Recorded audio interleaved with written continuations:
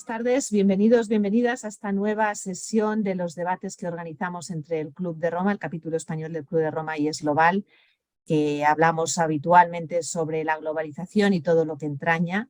Y es un placer estar esta tarde con todos ustedes tratando de ofrecer una visión de dónde estamos. Han pasado varios meses desde nuestra última convocatoria y desde luego el mundo no se queda quieto, van pasando muchas cosas en todos los frentes. Siempre hablamos, el que más nos condiciona por estos lares es la guerra que se está desarrollando en Ucrania, pero hay muchas otras cosas pasando en el resto del mundo y de esto queremos hablar esta tarde.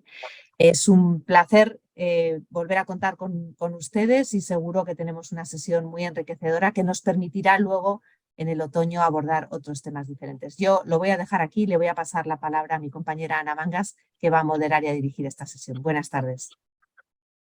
Muchas gracias, Cristina, por las palabras de introducción. Buenas tardes a todo el mundo, bienvenidos.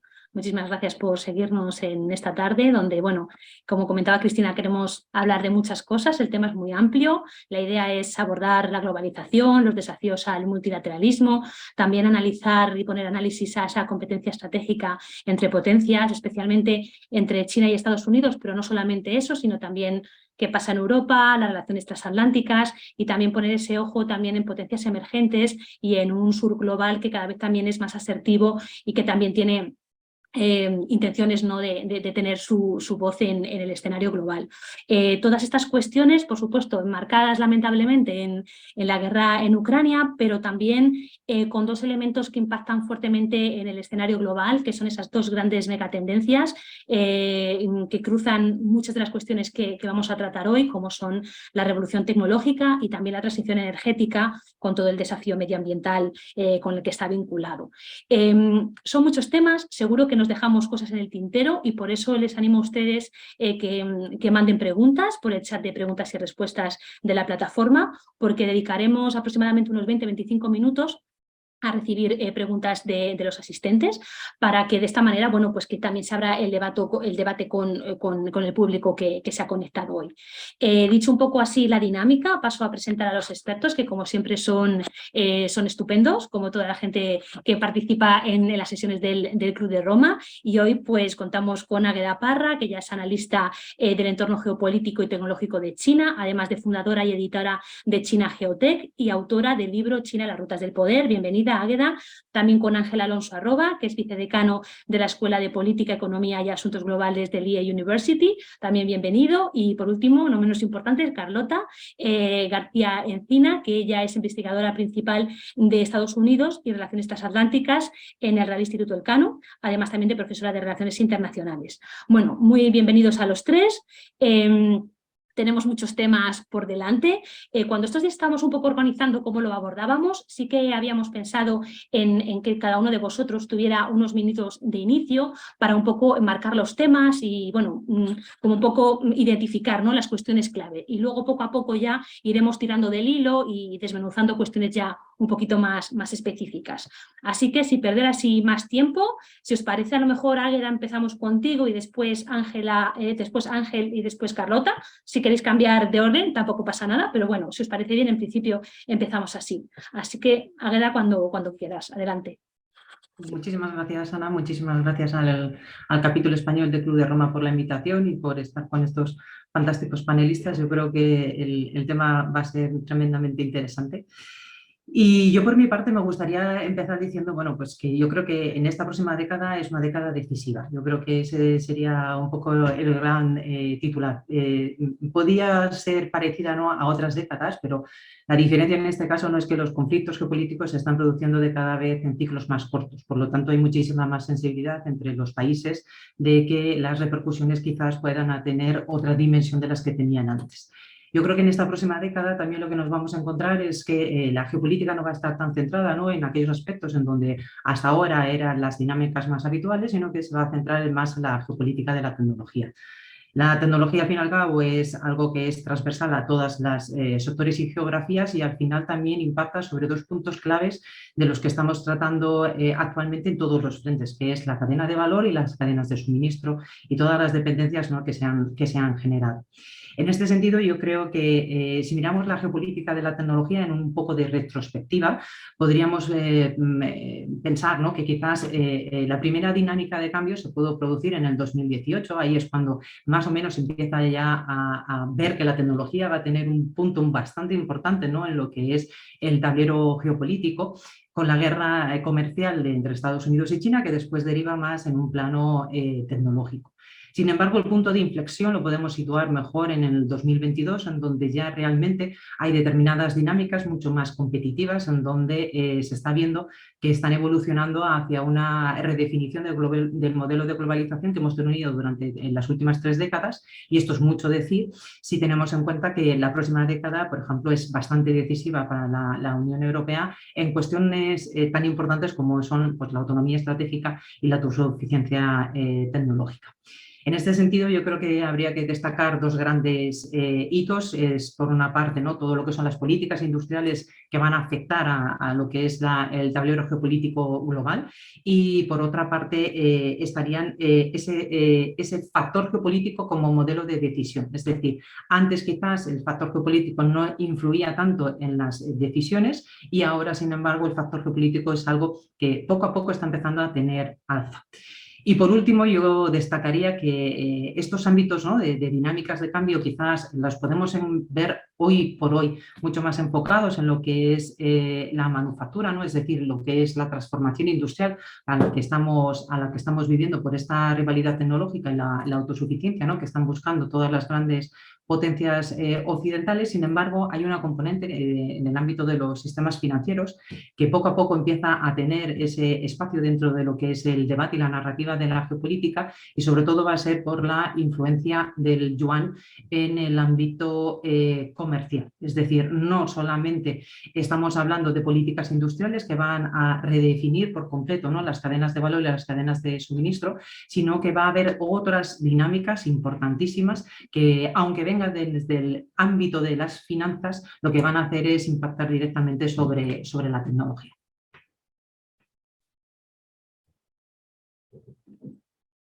Bueno, pues voy yo después de Águeda, según decía Ana. Ante todo, muchas gracias también por la invitación. Un placer estar con vosotros esta tarde. Yo comparto mucho el análisis que ha hecho Águeda, simplemente quizás lo completaré y lo matizaré desde una óptica quizás más centrada en el ámbito multilateral. Primeramente, hablábamos de escenarios más evidentes, y yo creo que ningún escenario a día de hoy es evidente, ¿no?, por esa velocidad del cambio y esa profundización de la incertidumbre que vemos, ¿no?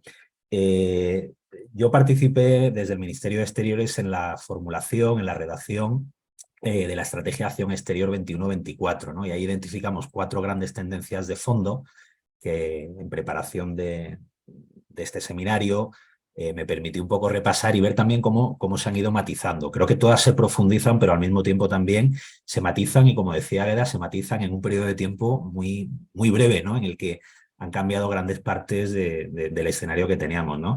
Hablamos en la estrategia de la interdependencia, ¿no? La interdependencia se profundiza, pero al mismo tiempo también vemos cómo estamos ante el primer escenario en el que se habla de ralentización de la globalización, ¿no?, que es otro de los temas, ¿no? Aquí hablamos de globalización multipolar, y es cierto que por primera vez, ¿no?, por primera vez en décadas, no comparto el análisis de la desglobalización, pero sí de que hay una cierta ralentización del ritmo de profundización de la globalización que veíamos, y sobre todo una fragmentación, ¿no?, de la globalización en bloques cada vez también más contrapuestos. En la estrategia hablamos también de la complejidad, y efectivamente yo creo que el mundo cada vez es más complejo, pero al mismo tiempo la paradoja es que vamos hacia una binarización y muchas veces hacia una simplificación, ¿no?, de los discursos y de las narrativas, ¿no? Y eso lo vemos en el debate político, ¿no?, en el que un poco las posiciones se simplifican y al mismo tiempo, al polarizarse cada vez más, se plantean de forma más simplista y más binaria, ¿no? Entonces, creo que eso también ha cambiado, ¿no?, en este periodo de tiempo relativamente breve, ¿no?, que va desde el COVID y desde el impacto de la pandemia al momento actual. Hablamos también de la velocidad. Yo creo que la velocidad del cambio es algo innato a nuestras sociedades. Lo vemos, por ejemplo, ¿no? Tecnologías como ChatGPT, la inteligencia artificial, con un ritmo de adopción, ¿no? A nivel global que ninguna otra tecnología había tenido. Pero al mismo tiempo, y aquí vendría el elemento de paradoja, ¿no? Vemos también cómo asistimos a las primeras voces que por primera vez, de una forma muy vehemente también, abogan, ¿no? Y piden una ralentización de ese proceso de velocidad y de cambio tecnológico, ¿no? Y eso también es un elemento, al menos con esa fortaleza, relativamente nuevo. Y luego la cuarta fuerza de la que hablábamos es la de la incertidumbre. Y en esta yo sí que creo que, como mencionaba al principio, cada vez es más evidente que vivimos en un momento de incertidumbre mayor, ¿no? Y lo acabamos de ver en la última semana, ¿no? La velocidad con la que el escenario geopolítico y bueno, la situación pues, puede cambiar de un día para otro, ¿no? Yo creo que esta sensación de incertidumbre también tiene que ver con una serie de cisnes negros, ¿no? Que se llaman, que hemos vivido de forma acelerada en un periodo de tiempo relativamente corto, ¿no? Yo empezaría aquí, un poquito antes de lo que mencionaba Águeda. Yo me retrotraería al 2008, ¿no? Con la crisis económica del 2008, que supuso la primera llamada de atención a un modelo económico, ¿no? Que desde el año 89 pues, venía implantándose, ¿no? El del avance del sistema neoliberal y de la globalización un poco sin freno, ¿no? Y evidentemente la crisis del 2008 supuso una primera llamada de atención por los riesgos sistémicos que eso demostró. También a nivel multilateral supuso el primer vuelco de la gobernanza global, un vuelco limitado, ¿no? con la ascendencia del G20, ¿no? A principal actor geopolítico a nivel global, pero bueno, al mismo tiempo una reforma muy limitada, ¿no? Para lo que algunas personas pensaban, ¿no? Que podía ser una reforma de la gobernanza global. Yo creo que 2016, también por retrotraerme un poquito más a la fecha que mencionaba Águeda, fue también un punto de inflexión muy importante, ¿no? 2016 tenemos fenómenos como Brexit, tenemos la llegada de Trump al poder y por primera vez, yo en esa época trabajaba en la OCDE, en aquel momento, tenemos un poco el wake-up moment, ¿no? Después de un periodo relativamente optimista en términos de reforma de la gobernanza global, ¿no? Veníamos de la adopción de la Agenda 2030, los ODS, veníamos de la adopción del Acuerdo de París, de un avance muy importante en términos de cooperación internacional a nivel de reforma financiera y también del tema de los impuestos a nivel global. Y 2016 supuso como un despertar duro, ¿no? Y desde entonces la verdad que no creo que estemos caminando hacia un mundo más multilateral, sino todo lo contrario, ¿no? Yo creo que además con el COVID, ¿no? Que para muchos supuso un momento, ¿no? En el que la humanidad por primera vez se enfrentaba a un enemigo común que no era otro país o otro estado, sino que era un virus, y ahí perdimos una oportunidad quizás de un poco de unirnos más como sociedad, y lo que vemos es un sálvese quien pueda, ¿no? Y de hecho en muchos casos una vuelta, ¿no? Al Estado protector, ¿no? Al Estado-nación como referente, ¿no? Y una profundización de la rivalidad, ¿no? entre actores y entre países. Hay algún brote verde que yo creo que hemos visto, en este caso la Unión Europea, yo creo que ha supuesto, ¿no? El avance en términos de integración, de mutualización de la deuda, pues sí que ha supuesto, desde mi punto de vista, una historia positiva, ¿no? En este sentido. Pero en términos generales yo creo que no cabe duda de que el contexto global pues, es menos conducente ahora a acuerdos como los que vimos en torno al año 2015, ¿no? Y esto obviamente en el contexto actual, por un lado marcado por esa rivalidad geopolítica entre China y Estados Unidos, que un poco es, yo creo, el gran eje que vertebra las relaciones internacionales en nuestro momento. Creo que todo lo demás son corolarios de esa confrontación, pues yo creo que es menos conducente hacia una mejor gobernanza global. Al mismo tiempo, y eso sí que me gustaría señalarlo, creo que estamos en un momento también de bastante creatividad, ¿no? Y bastante reflexión, porque obviamente es más evidente que nunca la necesidad de una profundización y de una actualización, ¿no? De los mecanismos de gobernanza multilateral que tenemos, ¿no?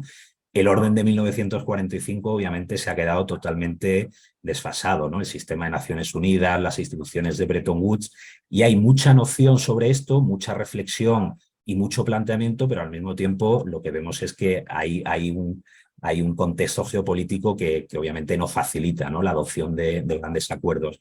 Por mirar un poco a futuro, creo que obviamente en los próximos años, ¿no?, con la Cumbre del Futuro, convocada por el secretario general el año que viene, vamos a ver bastante reflexión, pero me temo que el escenario es poco favorable, ¿no?, a que se tomen decisiones y que la comunidad internacional pues verdaderamente profundice, ¿no?, en esa reforma de la gobernanza. Bueno, y si os parece lo dejo ahí, yo creo que tendremos oportunidad de profundizar en el debate sobre esos temas.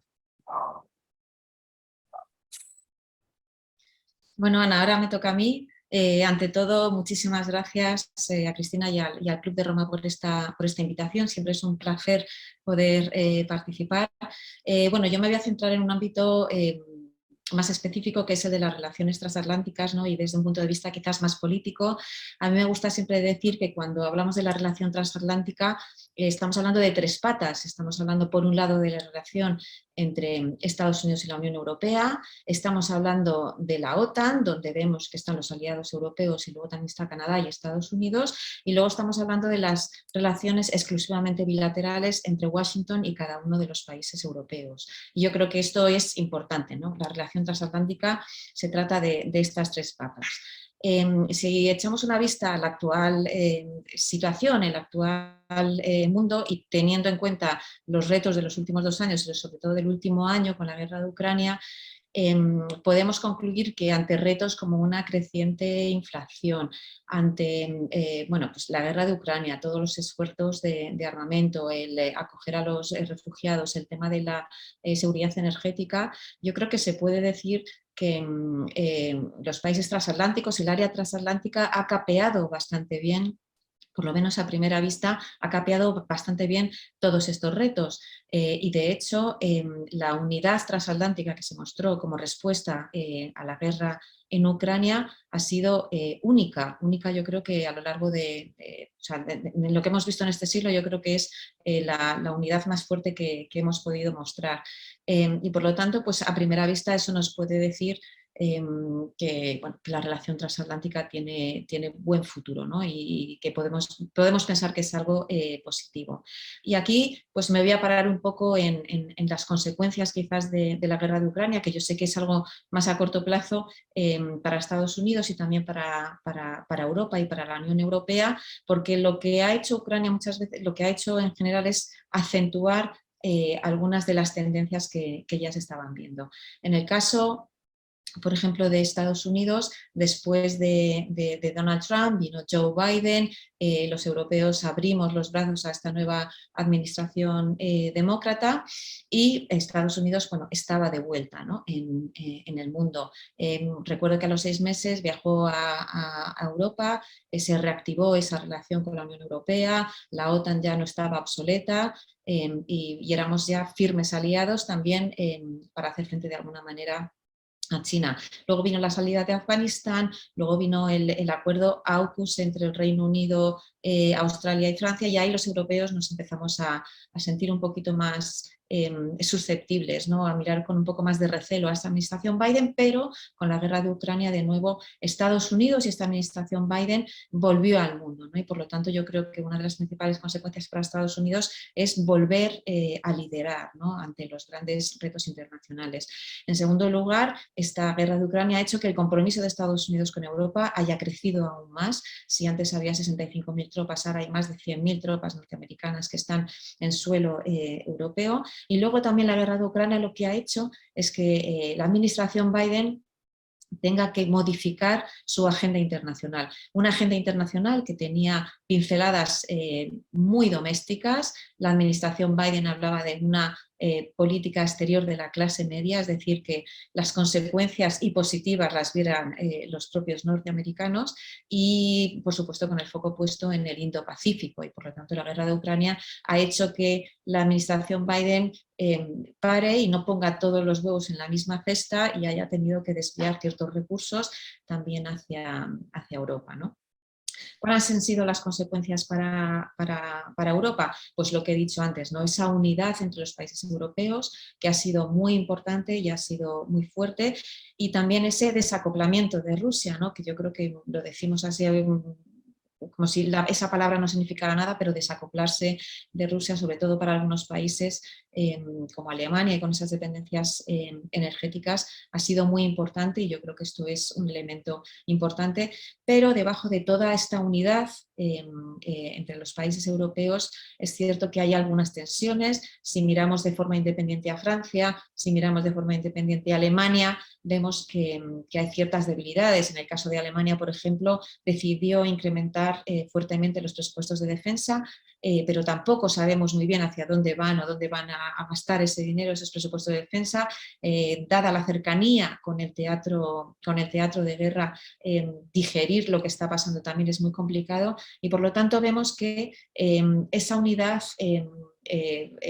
quizás cubre de alguna manera esas tensiones y quizás esa falta de liderazgo entre los europeos, que lo que ha hecho es que nuestra dependencia de Estados Unidos dentro de lo que es la relación transatlántica haya crecido aún más, ¿no? Y por lo tanto Europa, que se está enfrentando en los últimos años a tres dilemas, con la guerra de Ucrania se han acentuado. Como he dicho antes, esa relación con Estados Unidos, esa dependencia con Estados Unidos. Está clarísimo que sin Estados Unidos, sin su apoyo, no se podía haber hecho frente, no se podía haber ayudado a los ucranianos, ¿no? Y por lo tanto, ese dilema, esa dependencia o no dependencia con Estados Unidos, yo creo que se ha acrecentado todavía más con la guerra de Ucrania.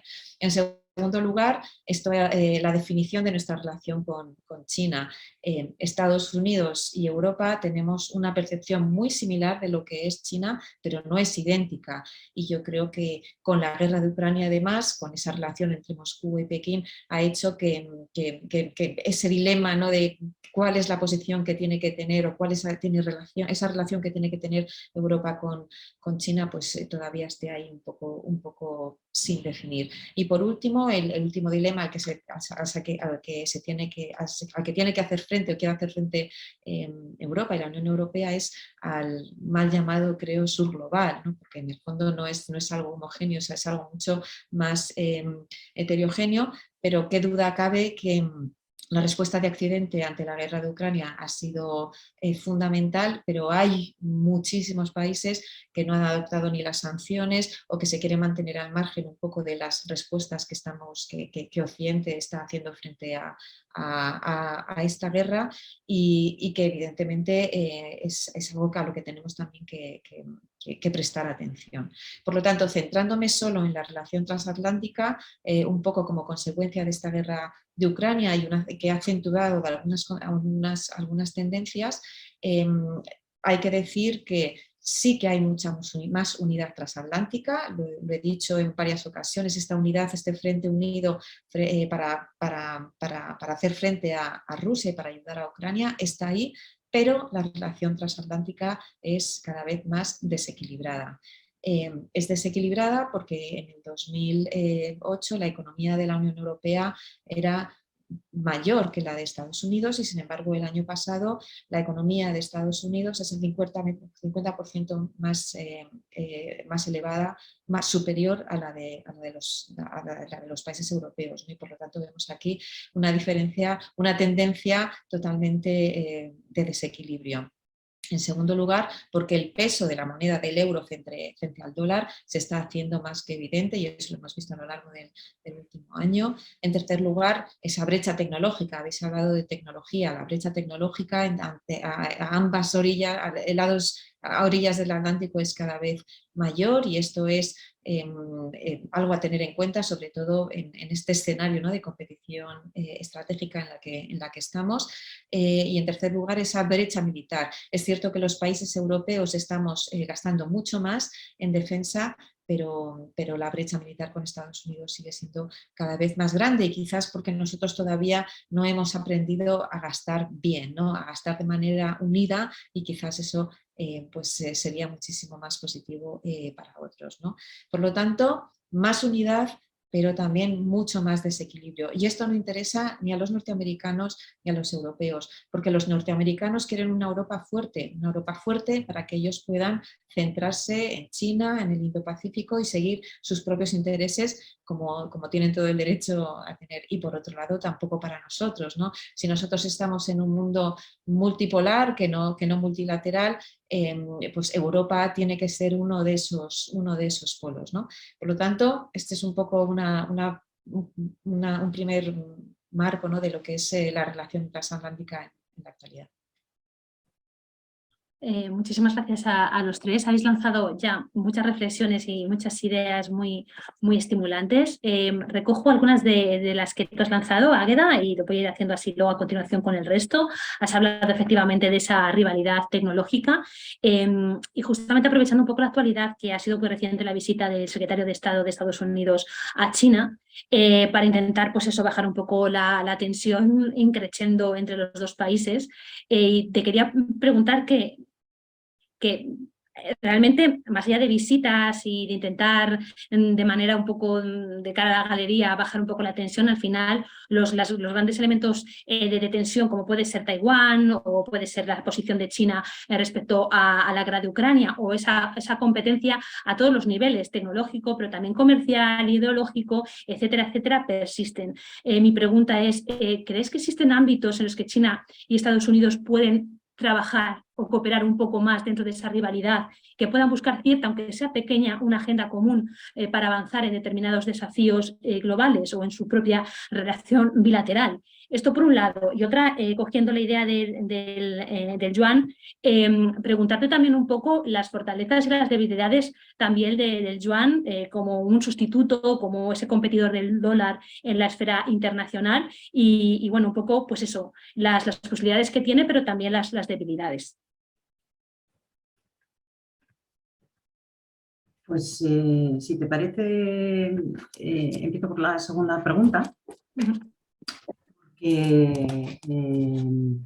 A mí me parece que es uno de los temas que actualmente sobre los que se está poniendo foco, pero quizás se está poniendo foco más en el ámbito de que bueno, se sigue manteniendo ese predominio del dólar, ¿no? Y que al final bueno, pues, todos estamos de acuerdo a todos los niveles, ¿no? Que el dólar va a seguir siendo la moneda preeminente en la próxima década. Sin embargo, yo creo que el foco no debería estar puesto en esta próxima década, sino en la siguiente década, es decir, de aquí a los próximos 20 años, porque realmente esta década, como decía en mi introducción, es la década decisiva en la que hay ciertas dinámicas que son las que realmente se van a consolidar.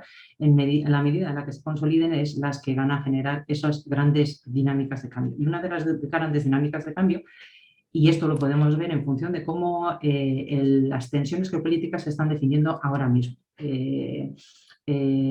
Coincido con Carlota en que evidentemente la guerra de Ucrania ha sido un desestabilizador, pero sí que es verdad que también ha generado una geopolítica en transición mucho más acelerada de la que quizás hubiéramos pensado o estimado. En esta transición de la geopolítica acelerada, el sistema financiero es el que, por ejemplo, ahora menos interés está captando porque no parece factible, ¿no? Que la posición y el protagonismo que tiene el dólar en el sistema financiero pueda estar en cierta medida impactado, ¿no? Por el crecimiento del yuan. Pero si vemos determinadas tendencias, sí que quizás nos hagan pensar, ¿no? Que esta década puede ser que no sea la decisiva para el yuan, pero sí que es una época en la que se van a ir consolidando determinadas cuestiones. Una de las cuestiones que se están consolidando es precisamente esta especie de bloque comercial en el que China está ampliando su esfera de influencia en los países con los que está cerrando acuerdos en yuanes. Es decir, quizás si no hubiera habido esta guerra de Ucrania, este tipo de acuerdos hubieran estado más centrados dentro de lo que es el ámbito del despliegue de la ruta y de la seda. En septiembre vamos a tener el 10º aniversario del despliegue de la ruta de la seda y la ruta de la seda ya ha pasado por distintas fases, pero sí que es verdad que no había generado este bloque comercial, es decir, la relación había sido más bidireccional entre China y el resto de los países, pero no había habido una relación entre los países en sí mismo en torno a lo que es la esfera de influencia que está generando China. Y a mí me parece que esto es un tema bastante relevante y que al que hay que poner foco. No solamente China está impulsando estas estos acuerdos comerciales en yuanes, sino que además lo está haciendo con países que son grandes productores de commodities y con los que China tiene déficit comercial. Parece mentira que China tenga déficit comercial con algún país, pero tiene en torno a 9, 10 países con los que tiene estos países con China tienen un surplus comercial, y precisamente es por esta característica de que ellos son grandes exportadores de commodities. Por lo tanto, ahí tenemos a una Argentina, y tenemos a un Brasil, y tenemos un Rusia, que si bien el caso de Rusia lo podemos aislar de lo que es esta nueva dinámica por la dinámica que ha generado Ucrania, sí que es verdad, ¿no?, que se están conformando todos alrededor de un mismo eje, que es el de nosotros generamos muchísima relación con China y se están generando a través de yuanes.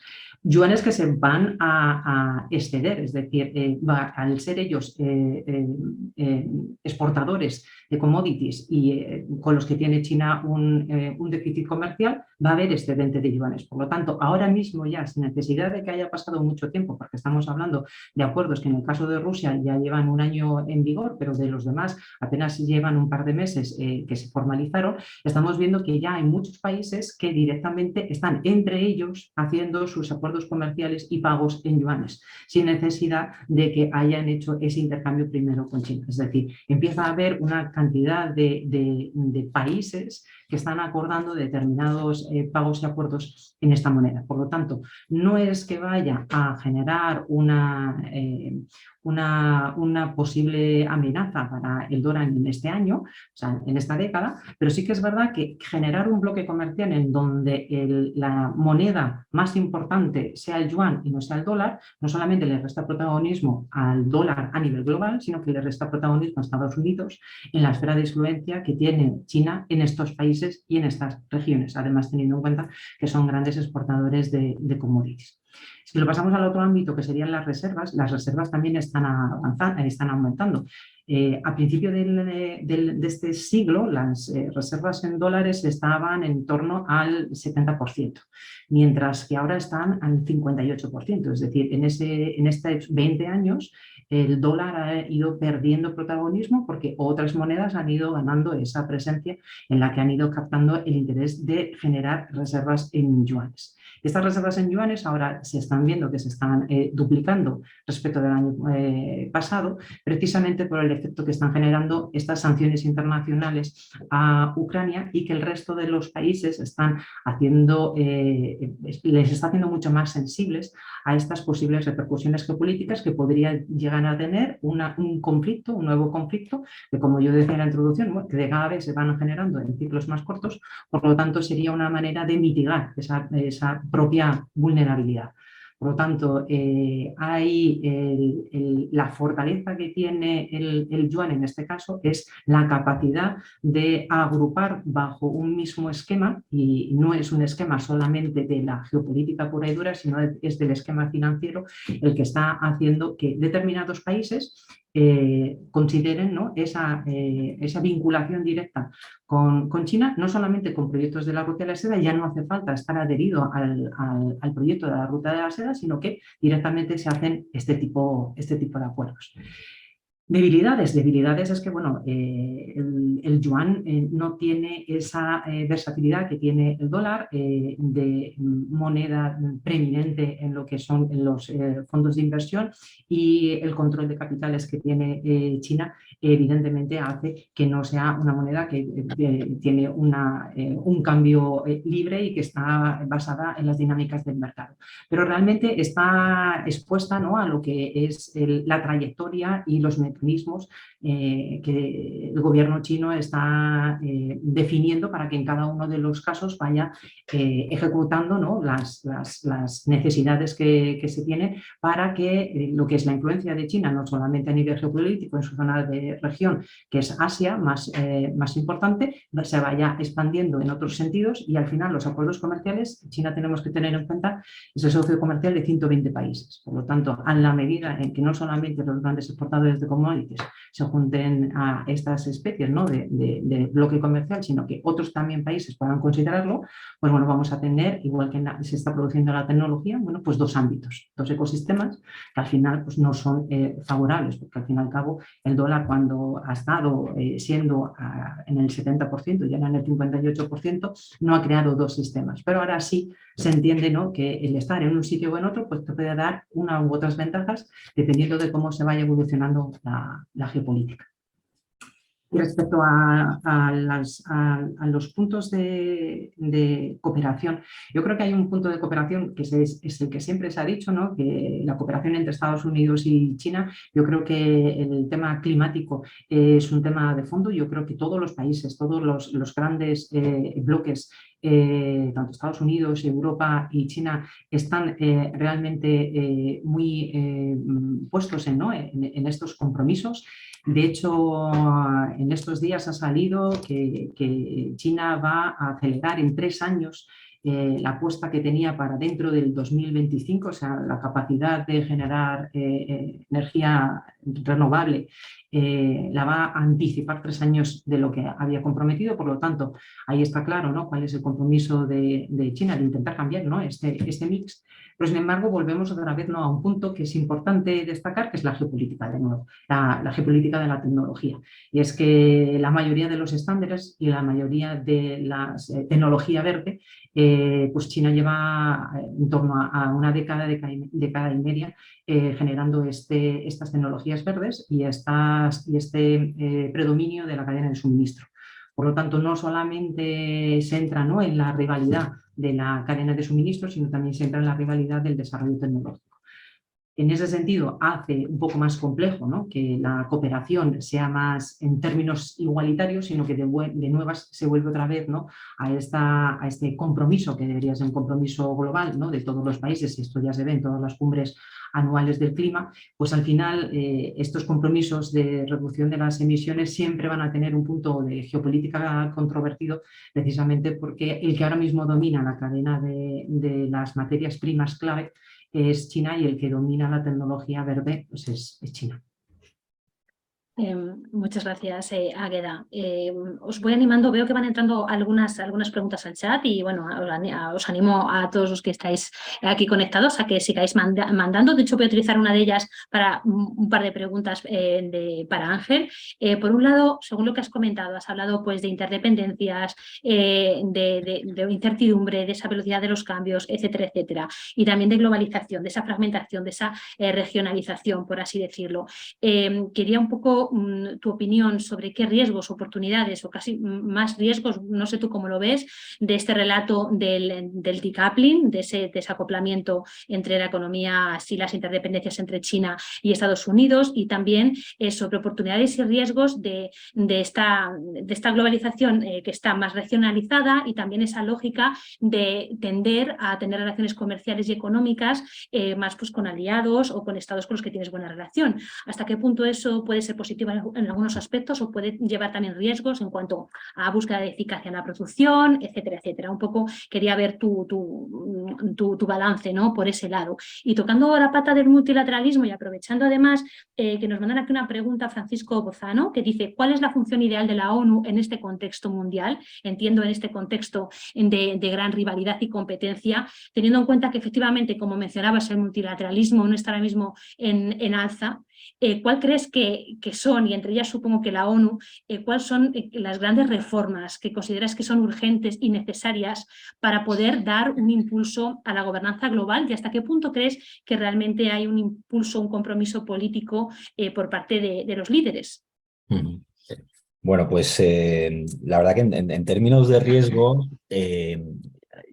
yo creo que lo citaba Águeda, ¿no?, al inicio, y por eso yo tampoco he incidido en ello, pero creo que es el elemento determinante, ¿no?, del momento en el que vivimos, más allá de esa rivalidad, ¿no?, por la hegemonía geopolítica, es precisamente que la geopolítica por primera vez, y esto es muy reciente, toma un poco la delantera a las consideraciones meramente geoeconómicas o económicas, ¿no? Y por eso cuando hablamos yo no he hablado de desglobalización, pero sí que por primera vez, ¿no?, la globalización tal y como lo entendíamos, ¿no?, que era un poco, venía poco a caballo, ¿no? de la interdependencia económica y de la apertura de mercados, de las cadenas globales de valor, por primera vez la lógica, ¿no? de la seguridad, de la resiliencia, además por este tipo de impactos, ¿no? que hemos visto, ¿no? Y el COVID, sin lugar a dudas, fue un poco un momento clave, ¿no? en el que de repente pues, te das cuenta de tu dependencia del exterior en el suministro de elementos claves para la seguridad de tu población, ¿no? Y eso supone sin duda, ¿no? Un freno importante a una lógica que era la que había imperado hasta el momento, ¿no? A ver, yo creo que eso, el riesgo que vivimos es un riesgo de una fragmentación, ¿no? A nivel global, porque precisamente por consideraciones fundamentalmente políticas, y también cuando hablo de bipolaridad, ¿no? o de rivalidad hegemónica, no olvidemos, o sea, hay una hegemonía, una lucha entre países o entre dos actores, pero en el fondo también entre modelos, ¿no? Modelos de organización social, de organización política, ¿no? Y yo creo que ahí es un poco donde se está jugando la lógica.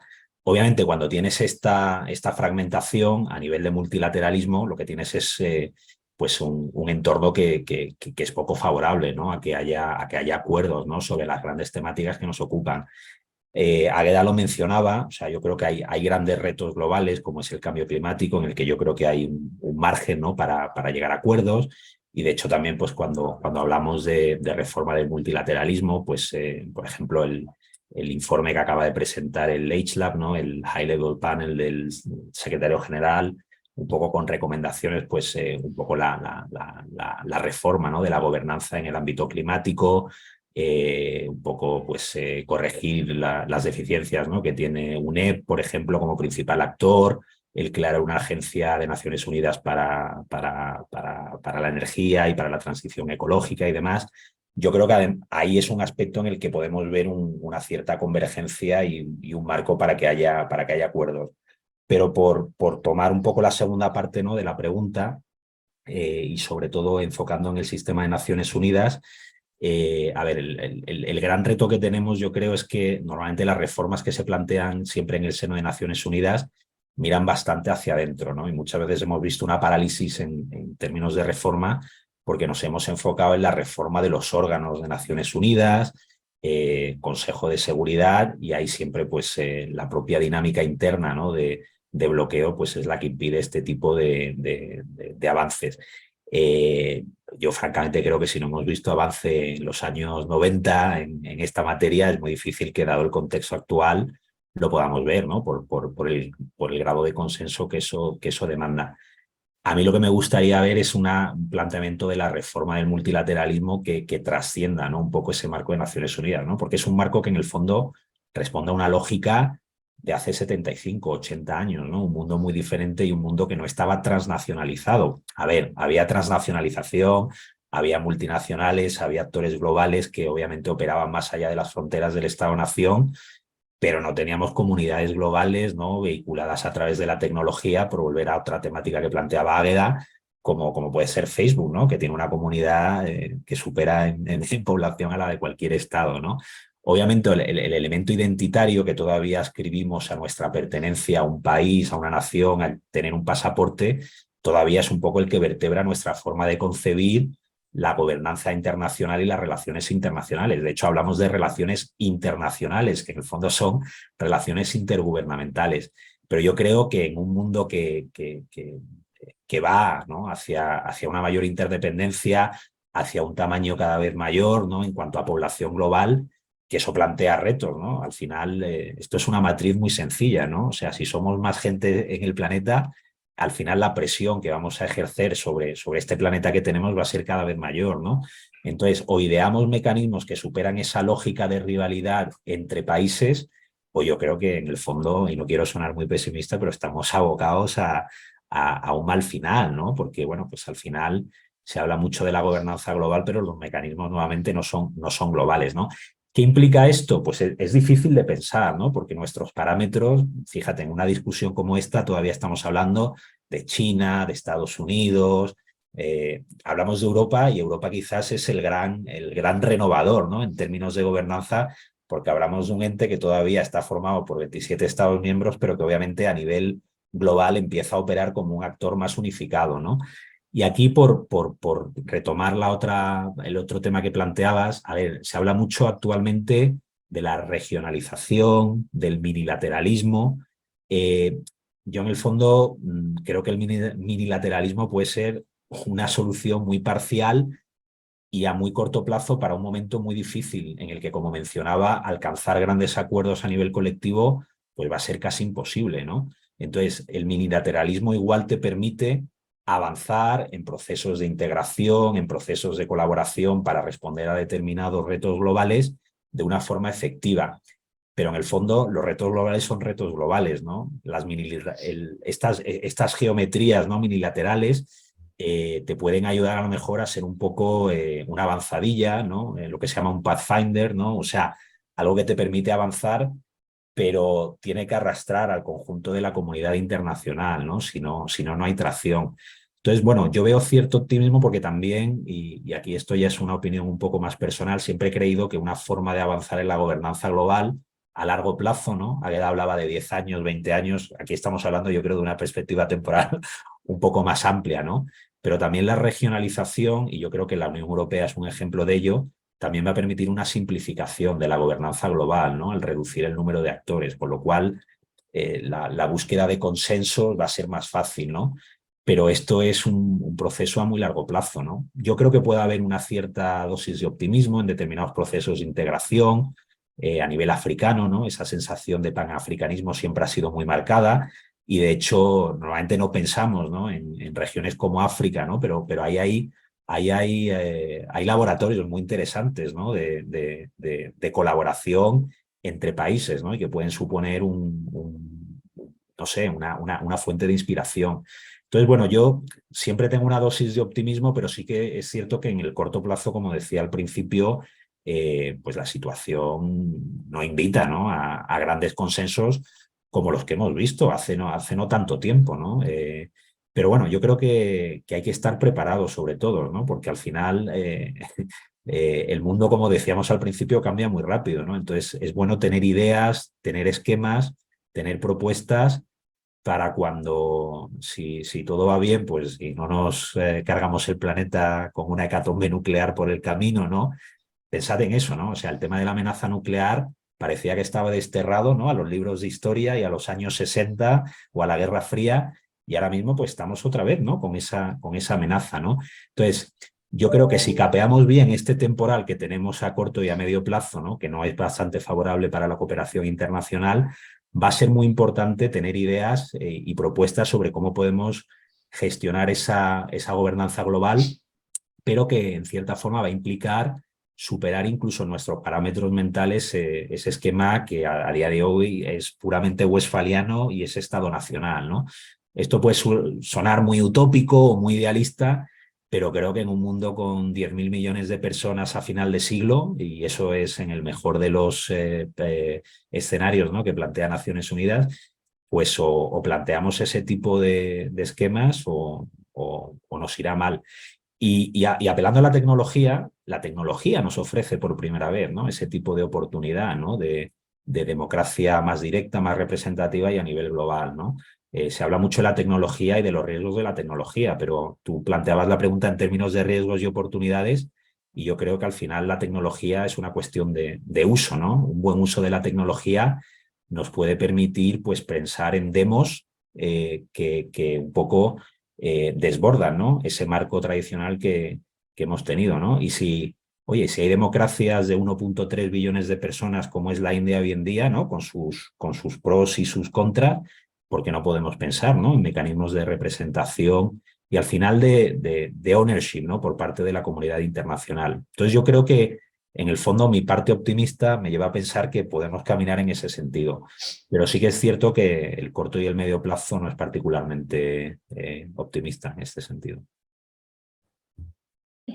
Gracias, Ángel, por dibujar esos escenarios sobre multilateralismo y un poco que podemos vislumbrar a medio largo plazo.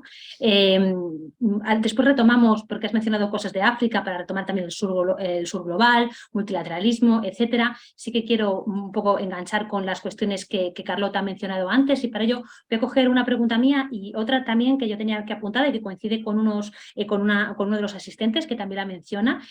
Carlota, por un lado, relacionado con la guerra de Ucrania, has hablado de unidad de ese frente occidental frente a la agresión rusa de Ucrania. Me gustaría preguntarte si crees que esa unidad puede empezar a tener grietas según vayamos a un posible escenario de cronificación del conflicto, y si crees que Estados Unidos, en ese escenario en el que se alargue la guerra, crees que va a poder o va a tener la voluntad de mantener el nivel de implicación que tiene hasta ahora. Eso por un lado respecto a la guerra de Ucrania, y luego en cuanto a las relaciones transatlánticas y las relaciones con China, uno de los asistentes, Gonzalo León, habla de cómo la Unión Europea intenta hablar de risking, para no usar tanto el término de desacoplamiento, y de esta manera preservar también las relaciones con China. Gonzalo pregunta si crees que es posible mantener, que sea posible que la Unión Europea mantenga una postura diferenciada con Estados Unidos respecto al tema de China y las relaciones. Pues si no, voy a empezar por la segunda.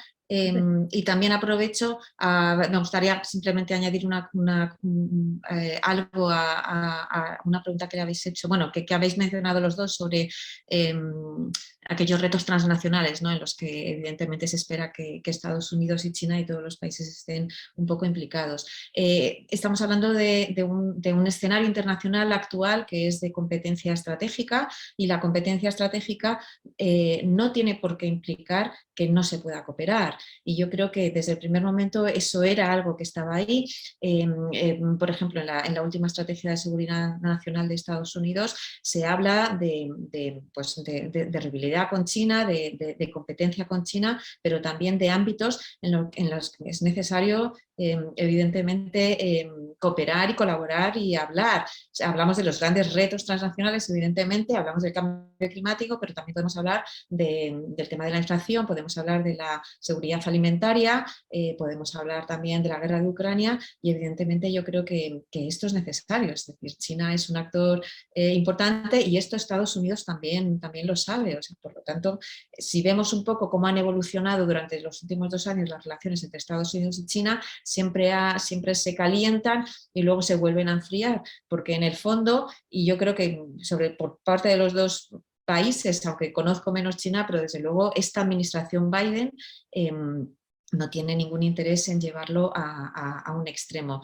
La competencia estratégica, a cuanto más ideologizada está, menos espacio para compartimentar, y ese es el problema, ¿no? Por lo tanto, vemos por parte de esta administración cómo trata de enfriar en algunos momentos. En noviembre pasado Biden y Xi Jinping se vieron, en febrero Blinken iba a ir a China, pasó lo de los globos espías chinos, se volvió a tensionar la relación, ahora se vuelve a destensionar, y por lo tanto yo creo que está en el interés de todos, y que eso es algo que los dos países también lo tienen en cuenta, ¿no?, que hay espacios para cooperar, y eso es necesario, ¿no? Y además, aquí hablando del de-risking y de coupling, como he mencionado en mi primera intervención, Europa y Estados Unidos tenemos intereses muy similares, pero no son exactamente iguales. Pero sin embargo, en el caso de China, a pesar de que dentro de la Unión Europea hay varias voces, sí que es verdad que creo que ha habido cierta convergencia sobre cómo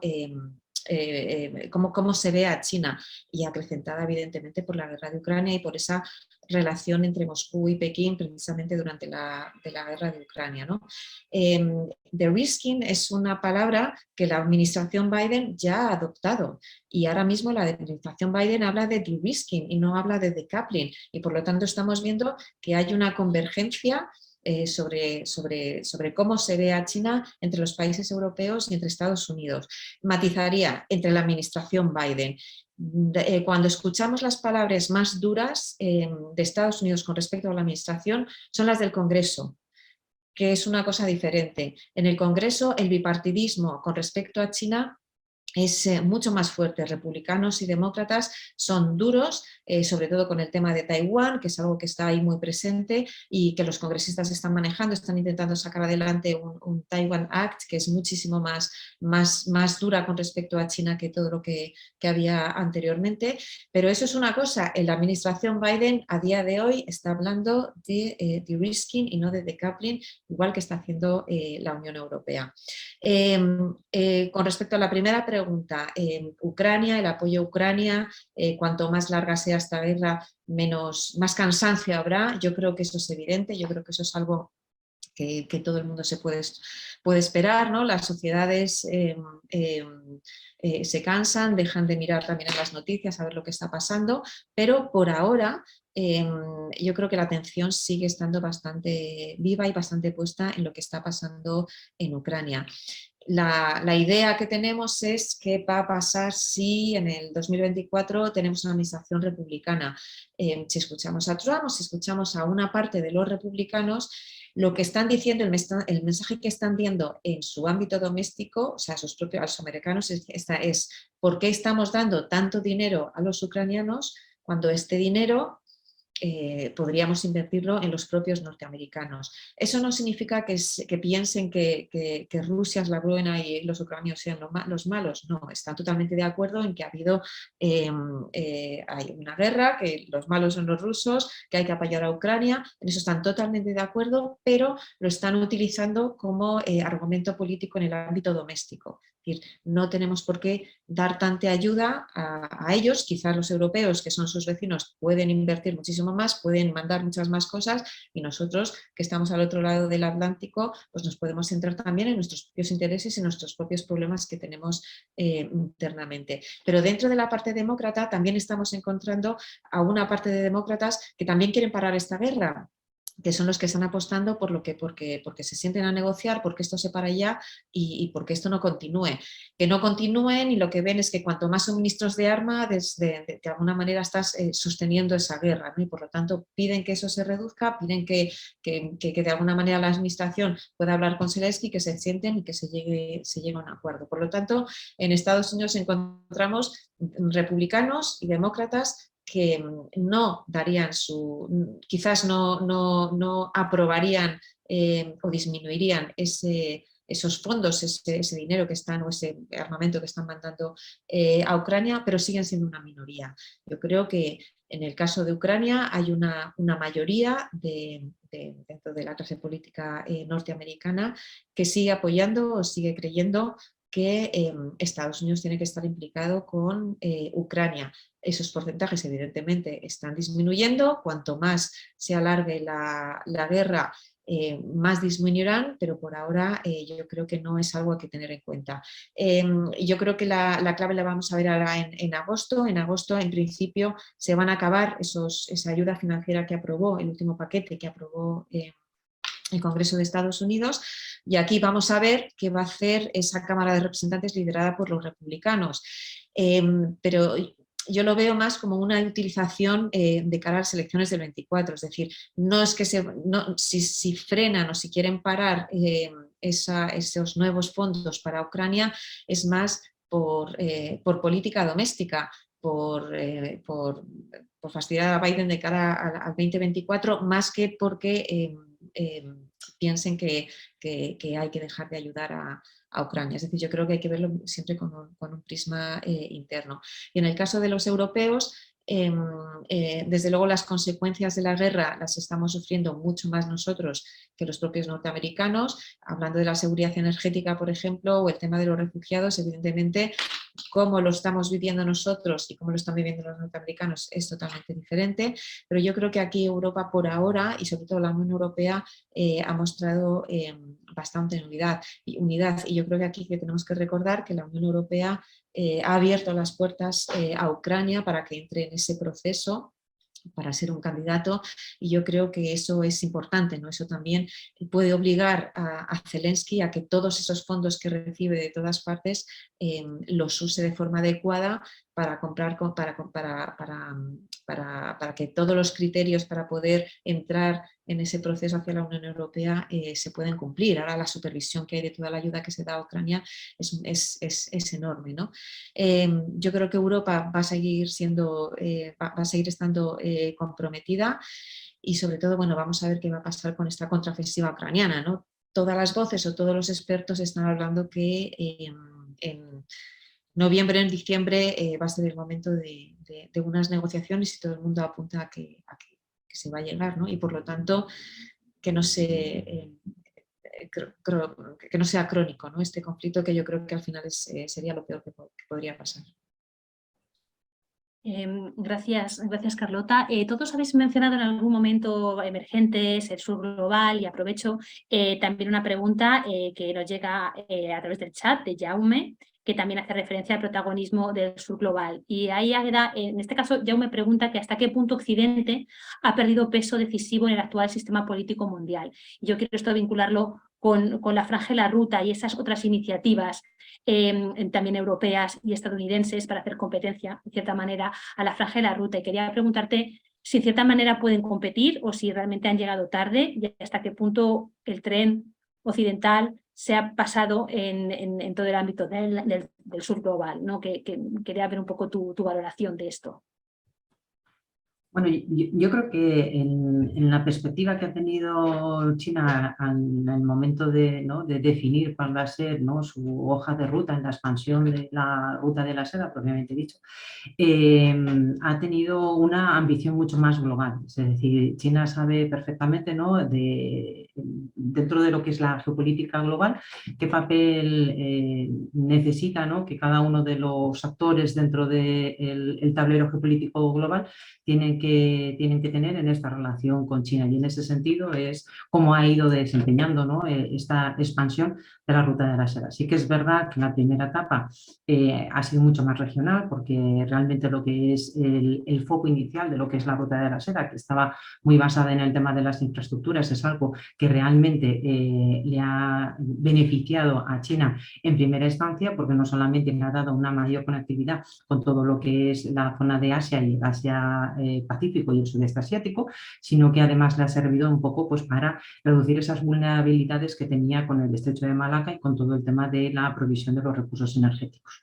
Una vez completado, ¿no?, esta primera fase, y a medida, ¿no?, que China ha ido especializándose en otros ámbitos tecnológicos, esos han sido, ¿no?, los puntos en donde los proyectos han ido más enfocándose. Es decir, los proyectos en renovables podríamos decir que son más de una segunda etapa. Y en esta segunda etapa, evidentemente, están mucho más relacionados también con el acceso a las materias primas. Es decir, si lo vemos con el ámbito, ¿no?, de América Latina, América Latina tuvo en los años, ¿no?, a principio de siglo, ¿no?, ese momento en donde quizás China tenía mucho el foco puesto en América Latina por el tema de la industria minera y la refinería. Sin embargo, bueno, pues ha pasado tanto por parte de Europa y de Estados Unidos y por China a tener menos protagonismo. Estados Unidos y Europa no han vuelto a tener ese protagonismo dentro de la región, y sí que es China la que ha considerado, ¿no?, que el ámbito de las materias primas clave es un ámbito que de nuevo posiciona a China en la relación con estos países. Y de hecho, pues bueno, ahora se puede ver, ¿no?, que en el ámbito de lo que es el desarrollo de las renovables y de la necesidad que se tiene, ¿no?, y la vinculación que se tiene de la cadena de suministro en el protagonismo que tiene China en el abastecimiento, en más o menos el 70%, y hay casos que llegan al 80 y al 90% de dominio de determinadas materias primas que son críticas tanto para el tema de la transición en la movilidad sostenible como en el tema energético. Por lo tanto, el protagonismo que van teniendo áreas en las que también Estados Unidos ha ido dejando de tener presencia y donde Europa quizás no la ha tenido demasiado en el radar, ¿no?, como es Oriente Medio, pues ahí China no solamente fortalece su presencia por ámbitos geopolíticos puramente estrictos, sino que además vuelve a ser un tema de energía y materias primas, igual que en el caso, ¿no?, de América Latina. En América Latina vemos cómo hay presencia de empresas chinas, ¿no?, que se están metiendo dentro de lo que es la minería, asegurando no solamente ya el portfolio de abastecimiento de las materias primas clave, que ya tenía el gobierno chino como gobierno, sino además las empresas que realmente se están dedicando a esa manufactura de coches eléctricos o bien de paneles solares. Esto estamos viendo que está entrando de nuevo, ¿no?, en competición con las ambiciones de autonomía estratégica de Estados Unidos y de la Unión Europea, pero el ámbito, ¿no?, que quizás está teniendo la Ley Europea de Materias Primas Fundamentales es algo menos ambicioso de lo que lleva ya teniendo de adelanto China. Por lo tanto, el ámbito, ¿no?, de este roadmap que decía al principio, ¿no?, en donde cada una de las piezas ahora parece que están encajando con mayor sentido, pues al final lleva a que la ruta de la seda ha tenido muy claros, ¿no?, determinados puntos de actuación, y tanto por el ámbito de actuación como por la inversión que China ha destinado para cada uno de estos proyectos, pues al final no es comparable al ámbito que han desempeñado los proyectos europeos y el de Estados Unidos. Por ejemplo, en el caso del Global Gateway, está principalmente basado en África, y el resto de las áreas geográficas están bastante menos señaladas dentro de lo que es este ámbito, mientras que Asia es quizás el punto más preeminente, ¿no?, en la ruta de la seda de la China. Por lo tanto, vemos que podrían ser complementarios, pero realmente uno tiene más una proyección más global y más incorporando lo que son las ventajas competitivas que van a ser necesarias en esta próxima década, y quizás los otros proyectos y iniciativas les falta, ¿no?, esa decisión, ¿no?, de acumular, ¿no?, determinado posicionamiento, determinados proyectos clave, y sobre todo el tema de la inversión. Muchas gracias, Águeda. Retomando algunos de los temas que ha mencionado Ángel, y luego también una pregunta que es concretamente para ti, Ángel, que mencionan aquí en el chat. Hablando de multilateralismo y también de potencias emergentes y del sur global, te quería preguntar, vemos como cada vez hay potencias medias o potencias intermedias, entre ellas India, pero también Sudáfrica, Turquía, etcétera, que tienen sus ambiciones globales y también ese deseo de moldear las regiones a las que pertenecen, de moldearlas también geopolíticamente. Entonces, un poco por tu parte, un apunte sobre esa nueva relevancia en el escenario global de las potencias medias, y también un poco expectativas en cuanto a multilateralismo que podemos esperar de la presidencia india del G20, que va a empezar ahora en otoño, no sé si en septiembre o en octubre. Eso por un lado, y luego un comentario que está relacionado con lo que has mencionado antes y que preguntan por aquí sobre la cuestión tecnológica. Me parece que tu primera o tu segunda intervención, como menciona José María, dicen que has hablado, pues, de los cambios profundos de la tecnología a todos los niveles sociales y por lo tanto también en las relaciones laborales. José María pregunta que si tú crees que todo el impacto tecnológico en las relaciones laborales, si crees que puede influir en el mantenimiento del empleo, o crees que va a generar una reducción del empleo, como ha dicho la OCDE, y hasta qué punto eso puede tener un impacto, pues en lo que es en todo el tejido social, por así decirlo.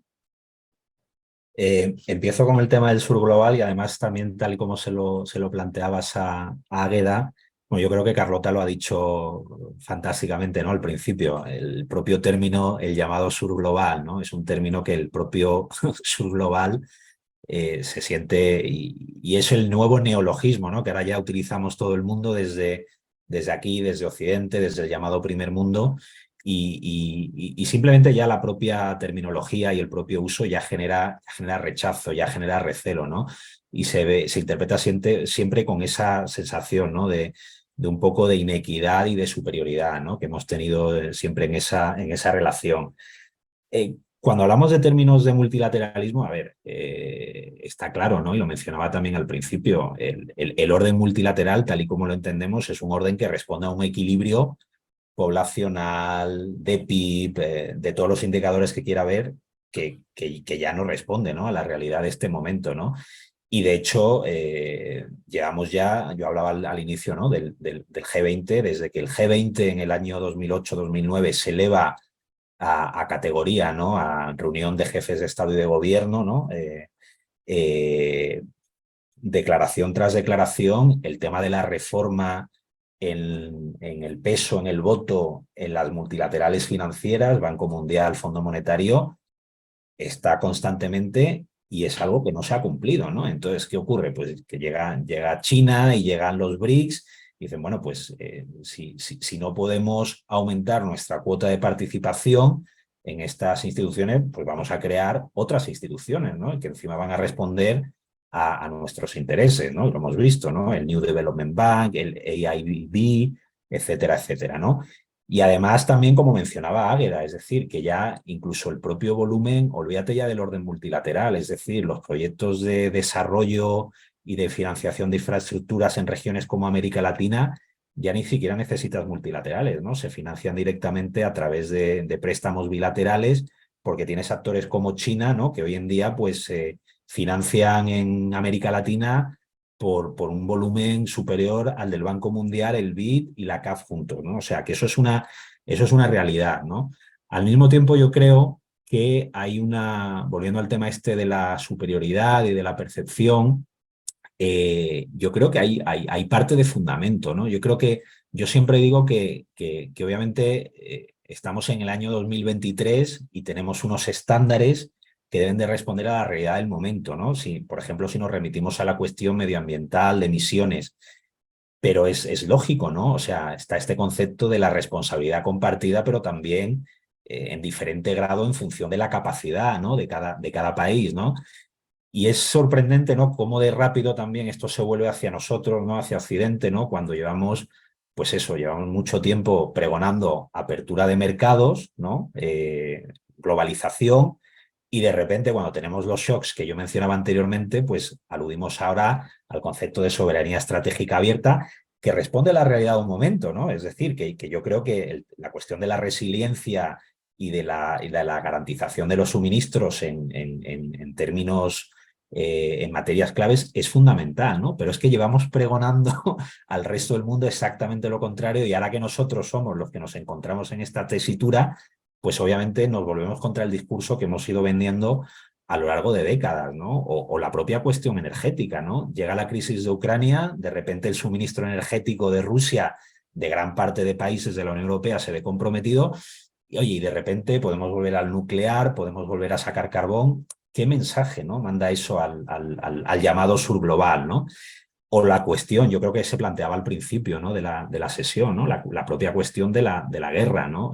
Tengo un amigo que estaba hace poco aquí en España, ¿no?, muy formado, trabaja en el Banco Central Sudafricano, ¿no?, y me decía, mira, no me habléis de la guerra de Ucrania, ¿no? O sea, te quiero decir, la guerra de Ucrania, para mí sudafricano, y es una persona que ya te digo que es informada y que tienes noción de lo que la guerra de Ucrania puede significar a nivel sistémico, pero no se deja de interpretar, ¿no?, como un interés, sobre todo por parte de Europa o de Estados Unidos, ¿no?, en nuestra región y en nuestro contexto de seguridad, cuando ellos argumentan, oye, que hay guerras más destructivas, hay más sufrimiento en muchas otras regiones del planeta, ¿no?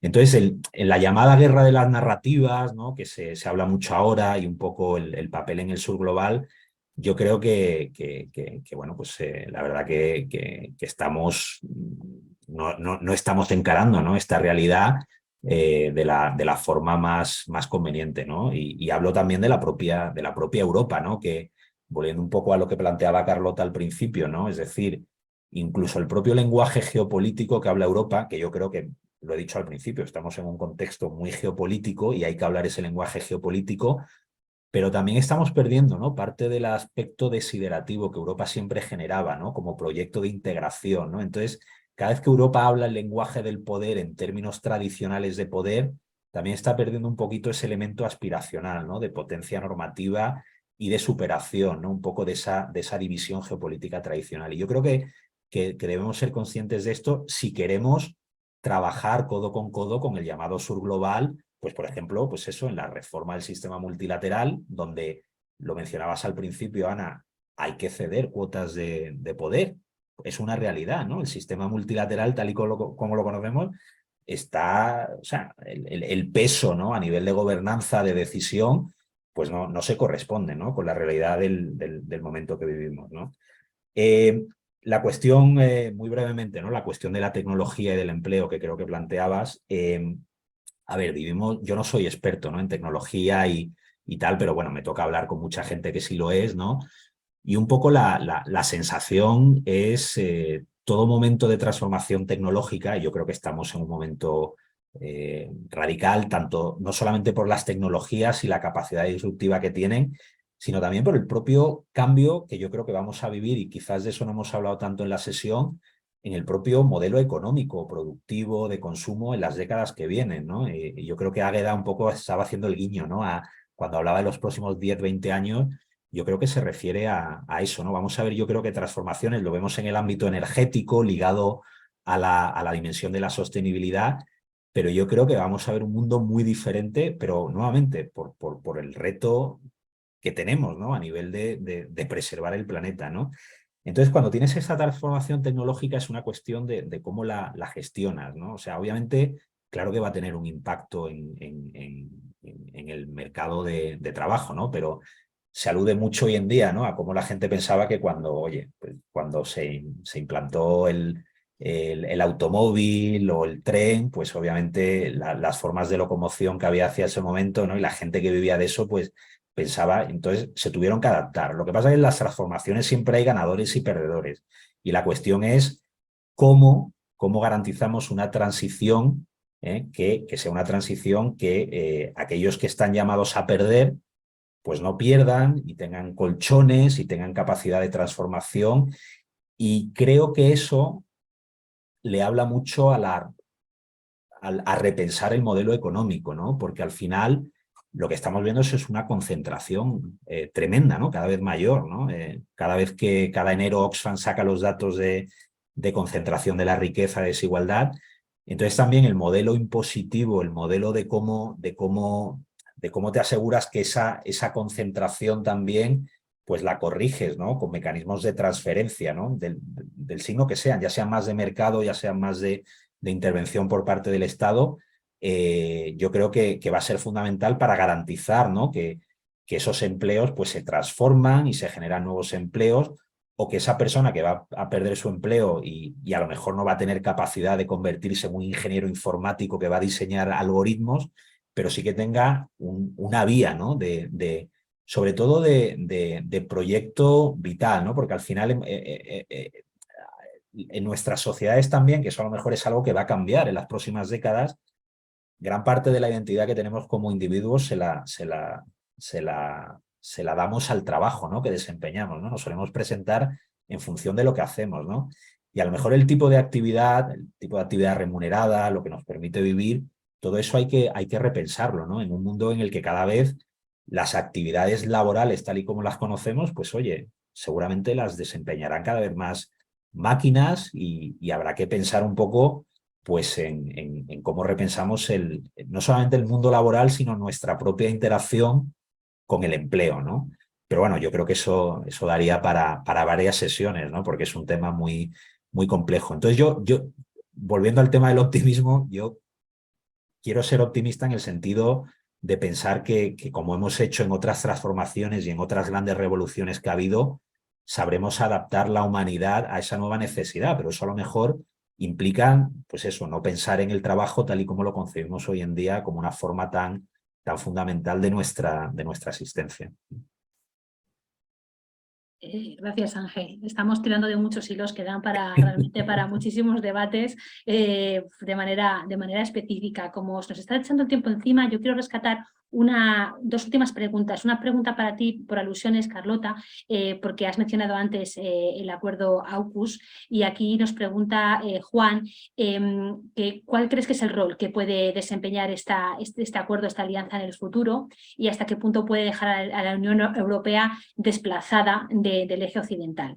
Está para ti, Carlota, y luego me parece que para poner un poco la guinda y la aportación también española, Francisco menciona ¿qué se puede hacer desde España para fomentar armonía entre los actores? Supongo que en el ámbito del multilateralismo, en todo este escenario que hemos descrito. Esta pregunta sobre España, pues para cualquiera de vosotros que quiera contestarlo, o si todos queréis aportar un poco, pues está bien para cerrar y tener esa aportación desde aquí.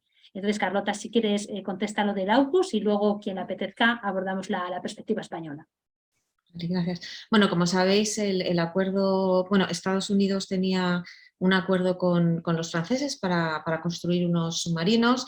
El proyecto no iba bien y eso lo sabían los franceses y luego pues de repente, bueno, pues Francia, Reino Unido y Australia acordaron, bueno, Estados Unidos canceló el acuerdo con Francia y, bueno, y se creó este nuevo acuerdo para construir submarinos y es verdad que va mucho más allá, ¿no? Y en temas de seguridad, de tecnología, de ciber, se abre parece que se está abriendo también la posibilidad a que entren nuevos actores. Yo creo que la Unión Europea y el AUKUS por ahora no son comparables. Yo creo que el AUKUS entra dentro de lo que se ha mencionado antes del minilateralismo. Hay un predominio del minilateralismo. Ha habido un predominio en el ámbito de la seguridad y defensa en Asia-Pacífico del minilateralismo, que lo hemos visto durante los últimos años, algo muy potente. Y es que los organismos minilaterales, no digo para los grandes retos transnacionales, pero para algunas cosas, los americanos, para ellos es algo fantástico, porque significa pocos actores implicados, mucho más ágiles, toma de decisiones muy rápida y para asuntos muy concretos, en el tema de inteligencia, en el tema de tecnología, en el tema de minerales, es decir, es algo que se está fomentando mucho. Yo creo que el AUKUS entra dentro de ese orden. El AUKUS también entra dentro de la preeminencia de Australia como un país muy importante para Estados Unidos. Estados Unidos, con la vuelta de la administración Biden, uno de sus grandes pilares es los aliados. Pero eso no significa que sean los aliados europeos, son los aliados europeos, son los aliados en otras partes del mundo. Estados Unidos hace mucho tiempo que se ha dado cuenta que tiene un déficit en política exterior, es decir, no puede estar en todos sitios y abordando todos los retos al mismo tiempo, ¿no? Y por lo tanto lo que quiere son aliados y aliados fuertes y acuerdos unilaterales que le ayuden también a lidiar con muchas otras cosas.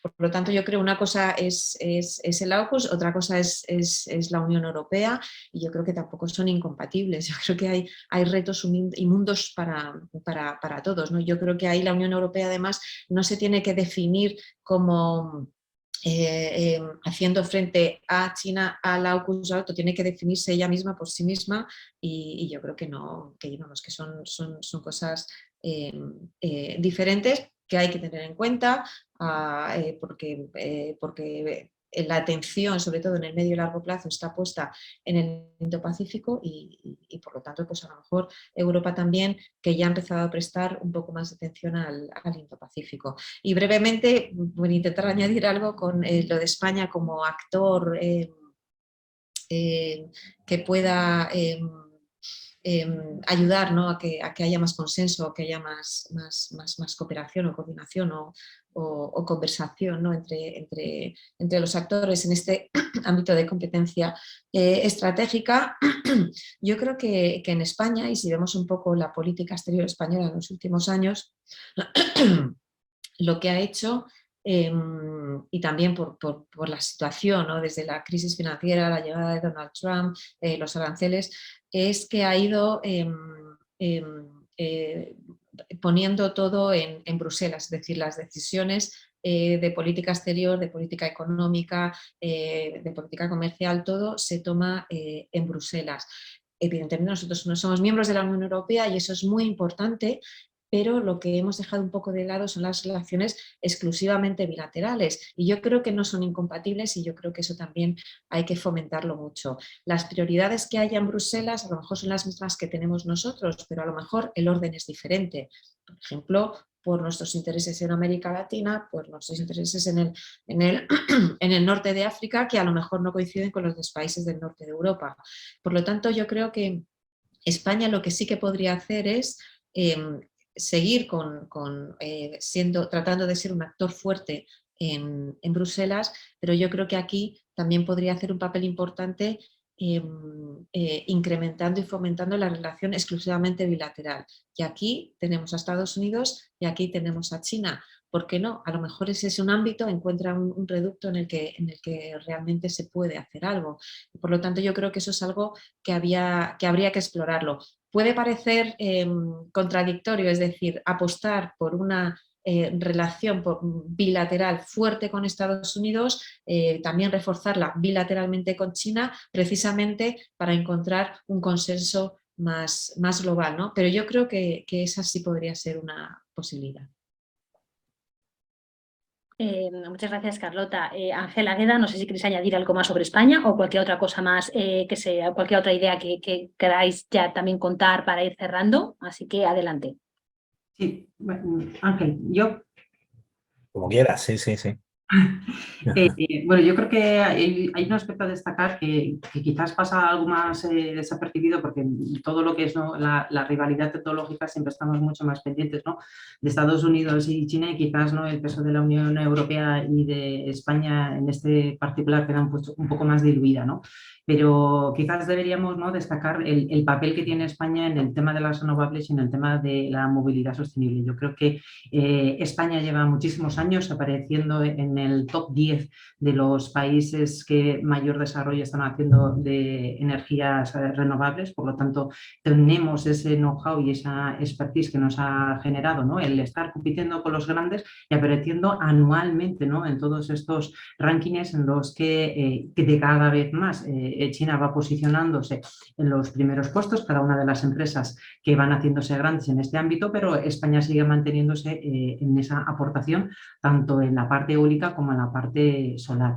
De hecho, ahora mismo, ¿no?, yo creo que España está teniendo un momento dorado en el tema de las renovables, por esa expansión, ¿no?, que está teniendo precisamente, ¿no?, en el entorno asiático, de nuevas colaboraciones, y eso pues puede ser al final un footprint, ¿no?, que le posicione, ¿no?, dentro de lo que es la huella internacional, quizás a un sitio en donde no realmente era su zona de confort, ¿no?, que suele ser siempre América Latina, sino más posicionándose en la parte del Pacífico y ahí pues avanzando hacia lo que es Asia.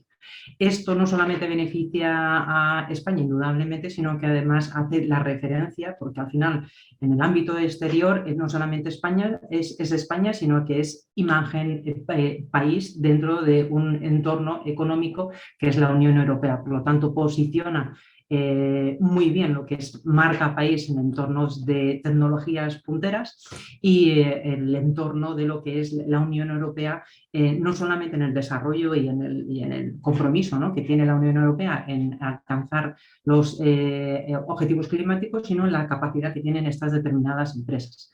Otro punto destacable de España también es en otro ámbito importante, que es el de la movilidad sostenible.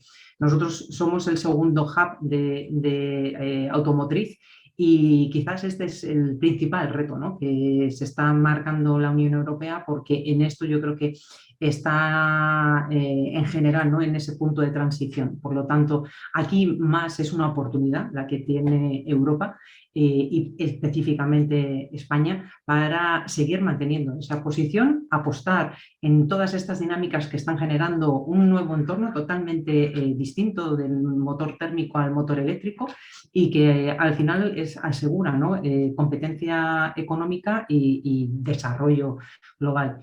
Ahí es un punto de mejora, y yo creo que en general, ¿no?, hay una capacidad de expertise y de conocimiento, de capital humano dentro de lo que es España, en el que debe hacer, ¿no?, debe explotar, ¿no?, más en este desarrollo de nuevas oportunidades, porque precisamente ahora lo que se está viendo, ¿no?, es que muchos de los proyectos, ¿no?, que están saliendo de estas políticas industriales, pues lo que se está viendo es que hay falta de personas profesionales dentro del ámbito, por ejemplo, ¿no?, de la transición digital, es decir, de la fabricación de chips avanzados y demás. Es decir, algo de lo que se habla mucho, pero cuando se baja al nivel del capital humano, quizás ahí es donde no hay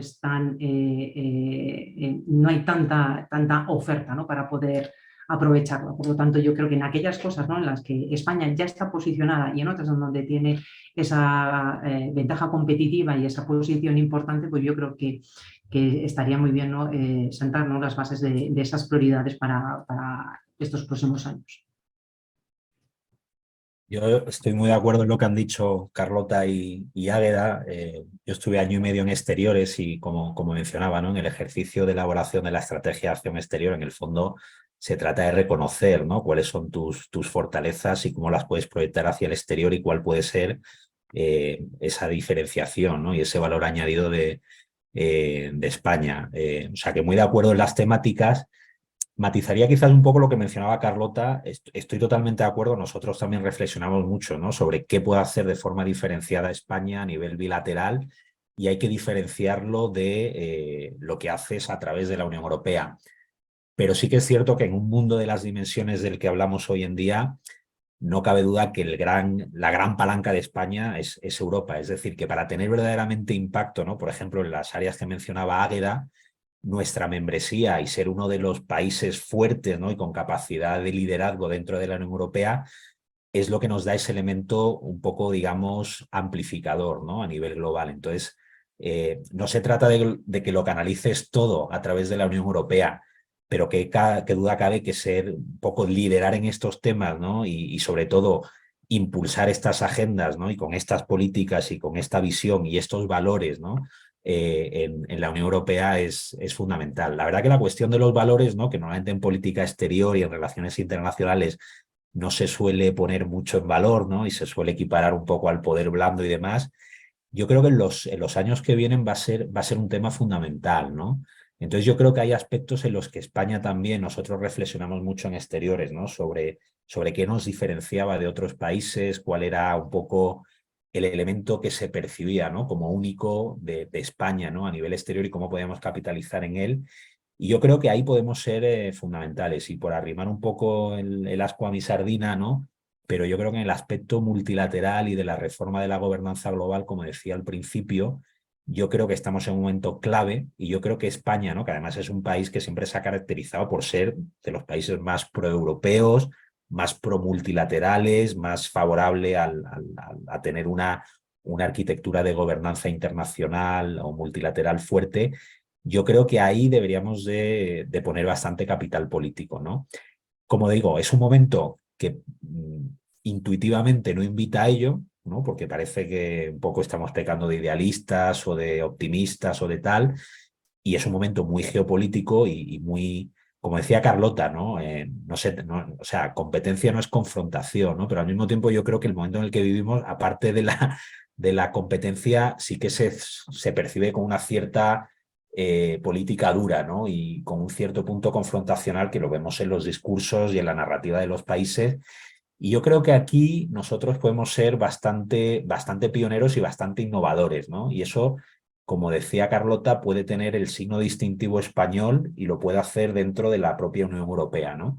Entonces yo creo que ser también una referencia, ¿no? En toda esta reflexión sobre cómo podemos gobernar mejor la interdependencia y proyectarla a futuro y a largo plazo, yo creo que puede ser una aportación de España que además yo creo que es fundamental, ¿no? Porque, nuevamente, ¿no? Yo creo que esto es lo que va a determinar pues nuestro futuro como especie, ¿no? Y ahí yo creo y en la época en la que yo estuve en exteriores, con una ministra que además es muy multilateral y que apostaba mucho por ello, sí que reflexionamos, ¿no? Bastante sobre esa aportación de España a la reflexión, no solamente a la reflexión, también al propio cambio, ¿no? Y a la propia acción sobre la reforma del orden que tenemos, ¿no? Hoy en día a nivel global.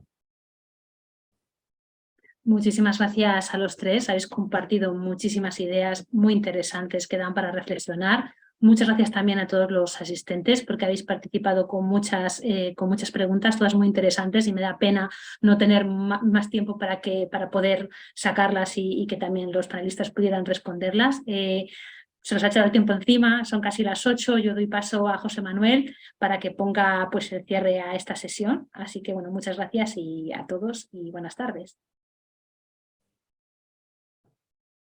Muchísimas gracias a los ponentes, muchísimas gracias a los participantes y a los que han hecho preguntas, que lo único que nos obliga es a plantearnos un otoño lleno de múltiples debates que vayan más allá de ver estos horizontes de la globalización multipolar, como hemos querido definir este ciclo, y que nos llevan a mirar pues, qué economías, qué modelos económicos tendríamos que arbitrar en un mundo que está sustentándose en sus avances, en la digitalización y en la lucha contra el cambio climático.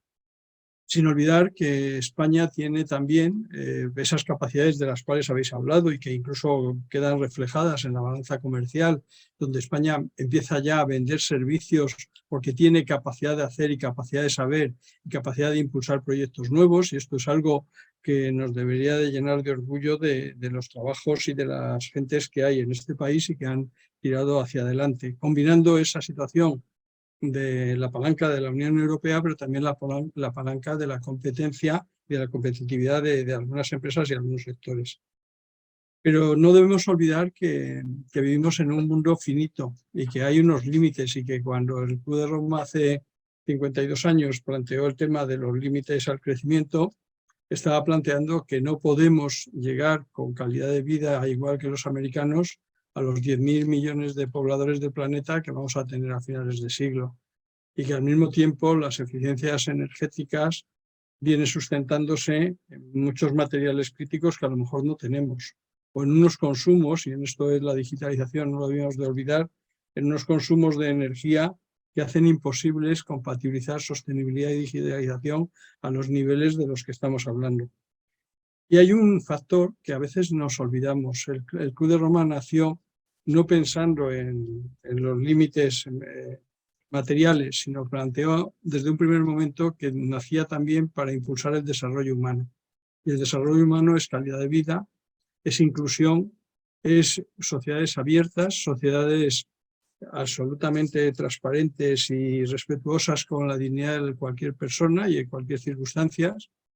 Y se plantea cómo mirar hacia el futuro no pensando en el malestar que viven las sociedades desarrolladas, no pensando en esa sociedad del malestar, sino pensando cuáles deberían de ser los factores que nos llevaran a mejorar como sociedad y que las personas lo percibieran en sus vidas, que no vivieran angustiadas por el futuro o que no vivieran angustiadas por situaciones de marginación y de no inclusión.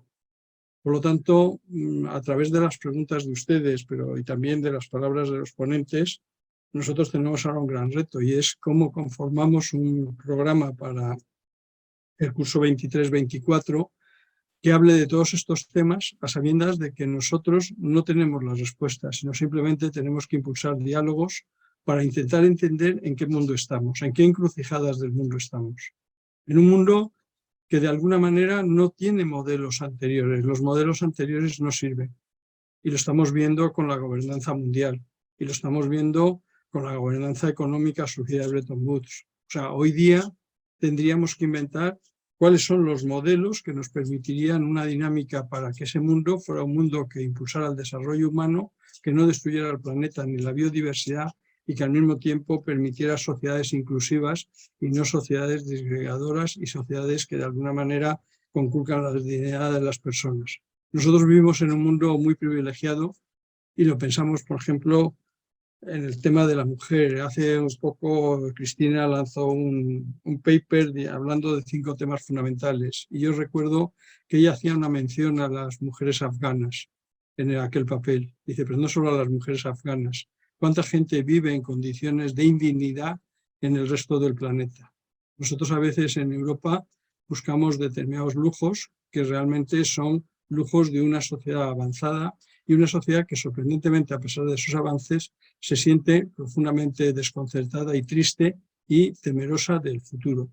Vamos a ver cómo entre todos, a través de estos diálogos, mejoramos esa visión del futuro y ayudamos a construir esa sociedad mucho más solidaria y donde el desarrollo humano esté al alcance de todos. Y nada más, tengan un buen verano y nos vemos otra vez en septiembre hablando de cosas que de alguna manera lanzamos con una serie de temas, Cristina, pero que al final acabamos teniendo una agenda desde las preguntas y las cosas que cuentan estos magníficos ponentes mucho más amplia de lo que nos habíamos pensado. Así que este escenario, estos horizontes de la globalización multipolar se multiplican en que tenemos varias dimensiones de horizontes a las cuales seguramente no podremos llegar. Nada más, muchísimas gracias.